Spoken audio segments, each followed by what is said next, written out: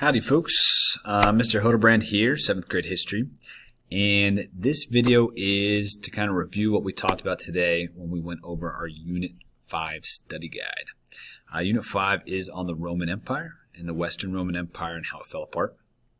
So we're going to kind of go through, we already in class went through our study guide together, answered some tough questions.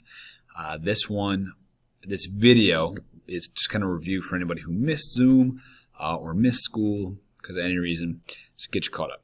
So like always, you start at the History Canvas page, click on Modules here, down at the bottom, the big blue button. That will open us up to our modules. Now, my screen looks a little different than yours. Your screen should have week 23 at the top. Week 23 at the top. I got to scroll down a little bit. But anyways, we're looking for week 23. We'll open it up. Whoops. Click on Lesson Notes and Links. And on Monday, we were watching a movie together and answering some questions on barbarians. We did that on Tuesday as well. Today is Wednesday, so we're working on this Unit 5 study guide. So if you click on that, it will open up and look like this. I don't really like when it looks like this because it's kind of small and hard to see. So I always click on this title right here, and it blows it up nice and big to my own personal Google Doc. So let's answer a couple of these questions together. It says, what was life like in Roman cities? Think about the rich and the poor. All right, well, let's work on this one together a little bit. Ooh, I don't want that. And I'm actually going to change the text color so we know this is an answer. So what was it like? So there were many more poor people than rich.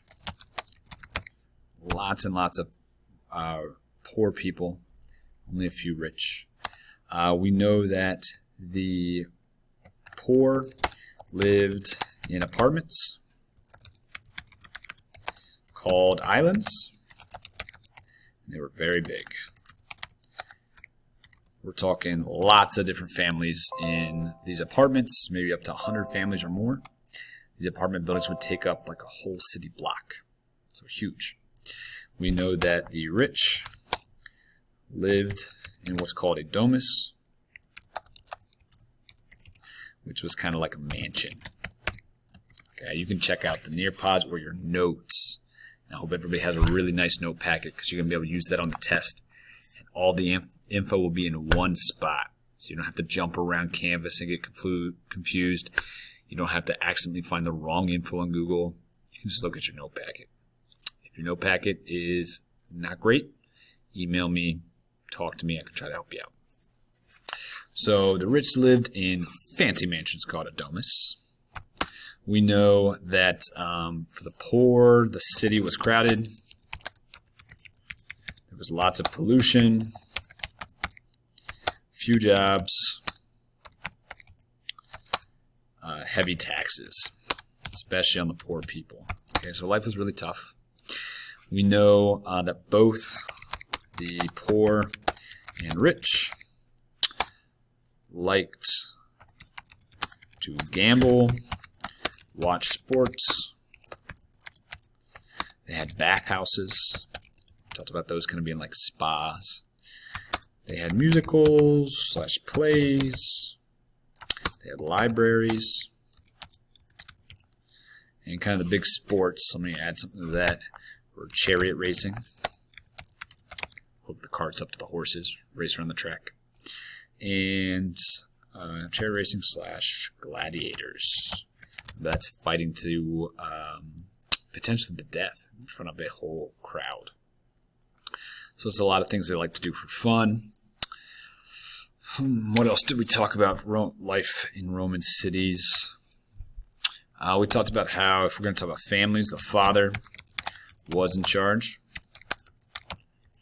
of everything. Money, jobs, marriages, whatever the dad said, that's what happened. We know that boys and girls went to school until age 12. We know that poor kids then got jobs to help bring money to the family. Now, rich boys continued studying for political careers. And in ancient Rome, they learned math, science, history, writing, reading, that kind of stuff like we do. We know rich women had private tutors, learned a lot of the same things as the men, but also learned about art and fashion. And I think that covers the basics. Now I'm going to go ahead and make this much, much smaller. Let's see here if I can maybe shrink that spacing a little bit. Single. Okay, perfect. That helps us out. Back that up. Whoa. Messed it up. Give me a second to format. All right, we're just going to leave it like that. What is the Pax Romana? What does it mean? Remember, that is fancy Latin for the peace of Rome. I'm going to make this blue. It means peace of Rome. We know that it lasted 200 years because of changes Augustus made. Emperor, sole leader, Augustus made. Next one, what did Augustus do to start the Pax Romana? Perfect. Transition here. So he did a lot of different things. One of the things he did was he created political stability. He did that by offering to restore the Republic. That's people's voting rights. He never did it, but because he promised to do it, the senators and consuls and everybody else liked him. These soldiers swore allegiance to him.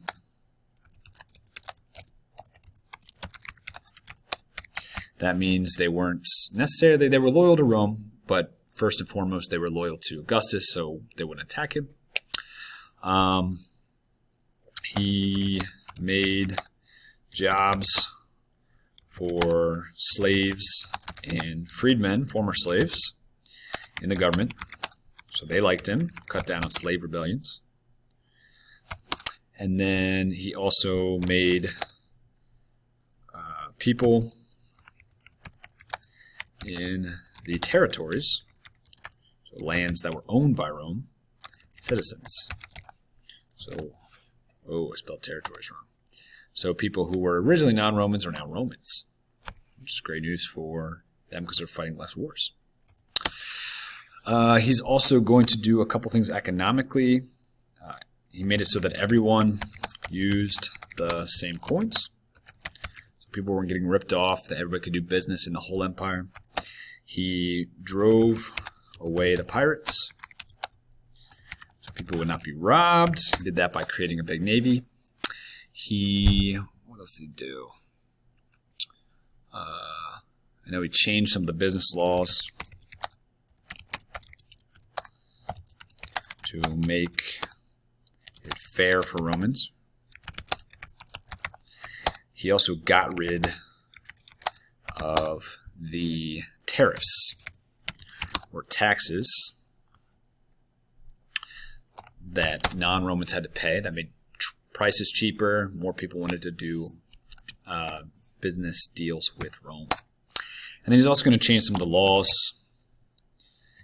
For instance, he kind of planted these seeds and ideas like laws must be based on reason.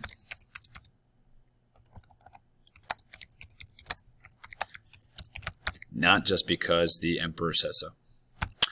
Also, ideas like innocent until proven guilty.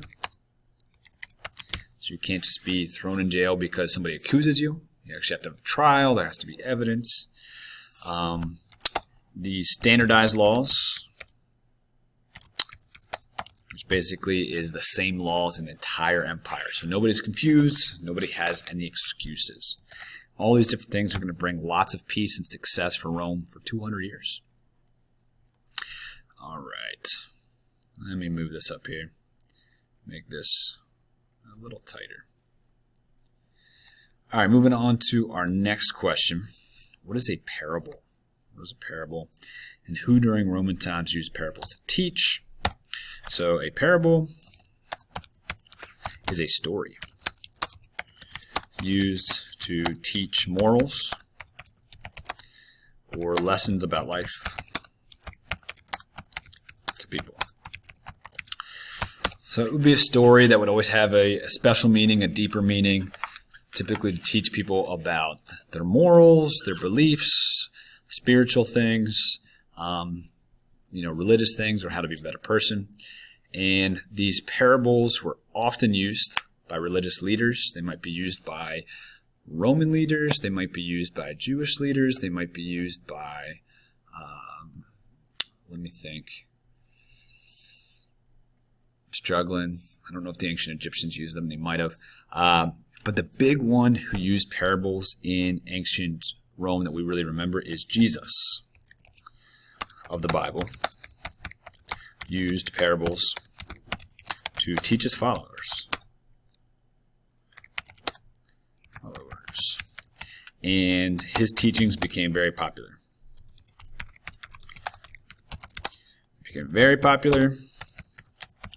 In fact, it turned into the world's largest religion.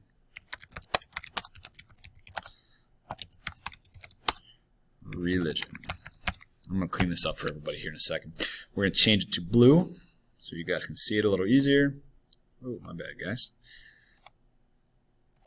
And I'm going to clean up the spacing a little bit. Okay. So feel free to pause me at any time if you need to copy anything down. So how/why did Christianity spread during Roman times? There's a great spot in your notes about this, but I'm going to give you the basics. Christianity promised an afterlife. That was very popular among the poor people. Popular among the slaves. Mainly because those people had really, really hard lives. It was not easy for them in Rome. And Christianity promised a afterlife in paradise, in heaven. And so they thought, hey, life on earth is kind of poopy, kind of stinky for the poor and the slaves. But if Christianity offers a afterlife and says there's a heaven, I want to believe in that because that sounds better than my life now. So that was one. One reason. Also, the Roman roads made travel easy. So they could travel all over the Mediterranean, Christian missionaries, Christian teachers, and teach people about Jesus and what the Bible says. Also, it was peaceful, which, I spelled peaceful way wrong, which made for safe travel. You didn't have to worry about getting caught in a war. And I would say the Greek language that a lot of people in the empire spoke. This was spoken by many people, which made it really easy to tell people about Jesus and the sacrifice that the Bible talks about Jesus doing for everybody. So I think those are the main reasons. If you find other ones in your notes, let me know. I'd love to add them on here. I think those are the main ones. All right, let me pull this in together.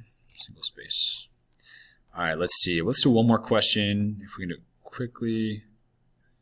For this question 6, I kind of already answered it.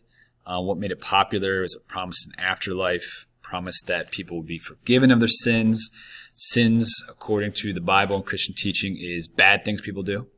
And Christians teach that Jesus died, that he lived a perfect life, that he died so that he could take the punishment of those sins, that people wouldn't have to be punished for the bad things they did, but instead that Jesus and God could forgive people for those things and they could go to heaven. So that made it really popular. Heaven and the afterlife made it really popular. In our next video, we're going to talk about what made it unpopular. So stay tuned.